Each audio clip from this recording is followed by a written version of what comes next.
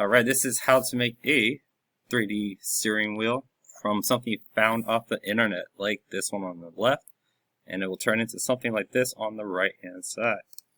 So first off, in SketchUp, you can start off with a very simple circle, so like this, and then use the offset tool to make another one, and another one, and then a rectangle, then the arc tool, and then another circle, and then the rotate tool.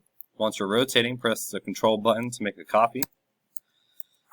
Then we want to delete this area right here, so we select it and press the delete key, because now we want this circle perpendicular to this circle or line.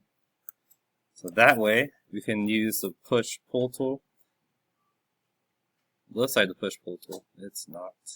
It's actually called the follow me tool, which is over here on the side. Right about here. So this is the follow me tool. And the way you want to do it is have a path. So this is my path right here. I'm going to click on this line, then click the follow me tool, and then click the circle, and it will extrude it all the way around for me. And then I just want to push pull up these shapes that I've already made, and you can change the shading to whatever you think looks best. So that's how you take something from a picture that you find online and make it into a 3D object that you can put on any of your models.